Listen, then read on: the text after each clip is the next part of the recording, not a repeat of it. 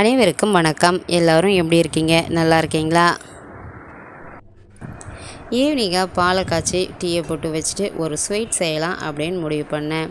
சரி, சோள மாவு கொஞ்சம் இருந்தது அப்படின்னா சோள மாவு அல்வாவே பண்ணிடலாம் அப்படின்ட்டு அதுக்கு தேவையான பொருட்கள் எல்லாம் எடுத்து வச்சுக்கிட்டேங்க. 1 கப் சோள மாவு எடுத்திருக்கோம் அப்படின்னா 1½ கப் அளவுக்கு ஜீனி, இல்லை தித்திப்பு அதிகமாக வேணும்னா நீங்கள் இன்னும் கொஞ்சம் அளவை கூட்டிக்கலாங்க. சின்னதாக 1 கப், அதாவது இதில் ஒரு 5-6 ஸ்பூன் அளவுக்கு நெய் இருக்குங்க. ஏலக்காய் தூள், அதனோட பாதாம் பருப்பு, முந்திரி பருப்பு அதெல்லாம் கொஞ்சம் எடுத்து வச்சுருக்கேன். அவ்வளவுதாங்க. இப்போ தான் தீஷா கிச்சனை முதன்முறையாக பார்க்குறீங்க அப்படின்னா சப்ஸ்கிரைப் பண்ணிவிட்டு மறக்காமல் பக்கத்தில் இருக்க பெல் பட்டனை கிளிக் பண்ணிக்கோங்க. அடுப்பில் கடாயை வச்சுருக்கேன், அது சூடாகிட்டே இருக்கட்டும். அதுக்குள்ளே நம்ம எடுத்து வச்சுருக்க 1 கப் சோள மாவுக்கு 1½ கப் அளவுக்கு தண்ணி விட்டு நம்ம நல்லா கரைச்சி எடுத்துக்கலாம். நல்லா தண்ணியாகவே கரைச்சிக்குங்க. 1½ கப்புங்கிற இடத்துல நீங்கள் 2 கப் ஊற்றிக்கிட்டாலும் பரவாயில்லைங்க. இந்த அளவுக்கு தண்ணியாக கரைச்சி எடுத்துக்கலாம். கடாய் நல்லா கனமான கடாயாக இருக்கணுங்க. இல்லை அப்படின்னா உங்களுக்கு சீக்கிரம் அடி பிடிச்சிடும். இப்போ நம்ம எடுத்து வச்சுருக்க ஜீனியை இதில் சேர்த்துட்டு ஜீனி மூழ்கிற அளவுக்கு தண்ணி விட்டுக்கலாம். இல்லை அப்படின்னா 1 கப் ஜீனி அப்படின்னா நீங்கள் அதுக்கு தகுந்த மாதிரி 1½ கப் அளவுக்கு தண்ணி விட்டுக்கோங்க. இதுக்கு பதம்லாம் எதுவுமே தேவையில்லைங்க. ஜீனி கரையணும், அவ்வளவுதான். அதுக்குள்ளே நம்ம அல்வா செஞ்சு ஊற்றுறதுக்கான பிளேட்டில் நெய் தடவி எடுத்துக்கலாம். பாருங்கள், நம்ம போட்ட ஜீனி நல்லா கரைஞ்சிருச்சு.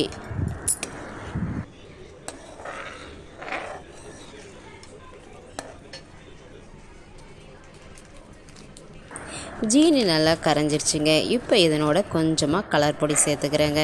கலர் பொடி சேர்க்கலாம், சேர்க்காமலும் இருக்கலாம், உங்கள் விருப்பம்தான். கலர் வேணும் அப்படிங்கிறதுனால நான் கொஞ்சம் லைட்டாக சேர்த்துக்கிறேன்.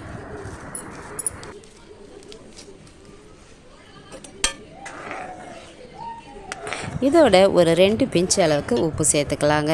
கொஞ்சமாக லெமன் கூட பிழிஞ்சு விட்டுக்கலாம், உங்களுக்கு ஒரு புளிப்பு சுவை வேணும் அப்படின்னா. சரிங்க, நம்ம கரைச்சி வச்சுருக்க சோள மாவை இதோட கலந்து நல்லா கிளறி விட்டுக்கிட்டே இருக்கணும்.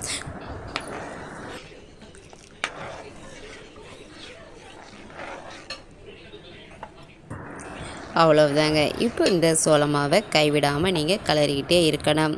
ஏன்னா டக்குன்னு திரண்டு வந்துடுங்க. ஒரு 5லிருந்து 8 நிமிஷத்துக்குள்ளே இது நல்லா கெட்டியாகிடுங்க.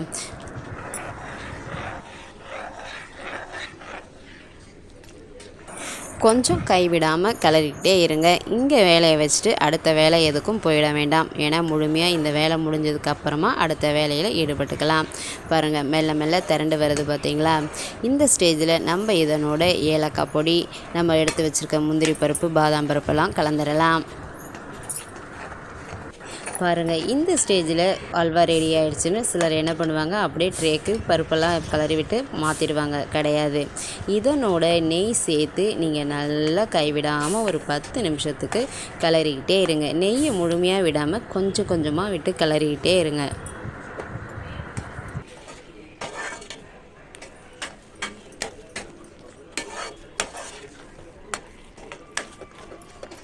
நம்ம சேர்க்குற நெய் முழுமையாக வெளிவந்துருச்சு பார்த்தீங்களா? உங்களுக்கு பார்க்கவே தெரியும். அவ்வளோ சூப்பராக அல்வா உருண்டு திரண்டு வந்துருச்சுங்க. அவ்வளவுதாங்க. இது அப்படியே நம்ம நெய் தடவி வச்சுருக்க தட்டுக்கு மாற்றிக்க வேண்டியது தான்.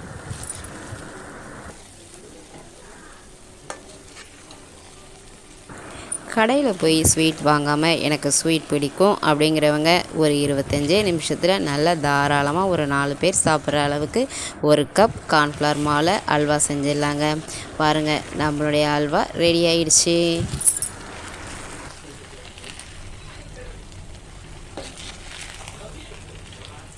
4லேருந்து 5 நாள் வரையும் இதை தாராளமாக வச்சு சாப்பிட்லாங்க, கெட்டு போகாது. அதனால் நீங்கள் தைரியமாக செய்யுங்க. எனக்கு ஸ்வீட்டே செய்ய தெரியாது அப்படின்னாலும் நீங்கள் செஞ்சு பாருங்கள். கண்டிப்பாக உங்களுக்கு இந்த ஸ்வீட் பர்ஃபெக்டாக கரெக்டாக வரும்.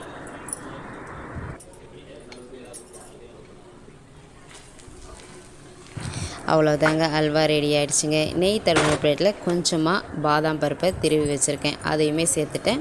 இப்போ அல்வாவை சேர்த்துட்டு நல்லா நம்ம தட்டி விட்டுக்கலாம். ஒரு கரண்டி வச்சு மட்டமாக மட்டப்படுத்திக்கோங்க. ஒரு 20 நிமிஷம் அப்படியே விட்டுருங்க, நல்லா ஆறட்டும். ஆறுனதுக்கப்புறமா நம்ம வேறு ஒரு பிளேட்டுக்கு மாற்றிட்டு நம்ம கட் பண்ணி எடுத்துக்கலாம்.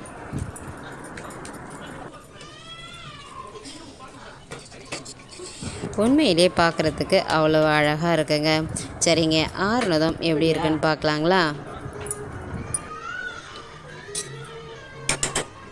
சர்க்கரைக்கு பதிலாக நீங்கள் கல்கண்டு கூட சேர்த்துக்கலாங்க. அதாவது பெரிய கல்கண்டு, குட்டி கல்கண்டு இல்லை, சேர்த்துக்கிட்டிங்கன்னா அதுவுமே டேஸ்ட்டு இன்னும் சூப்பராக இருக்கும்.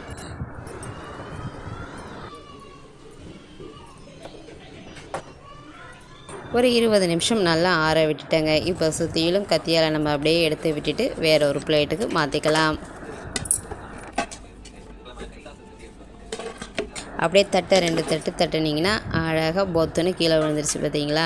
அவ்வளோதாங்க. ரொம்ப ரொம்ப சுவையாக சூப்பரான ஒரு கார்ன்ஃப்ளவர் அல்வா வீட்டிலே ரெடி பண்ணிட்டோம்.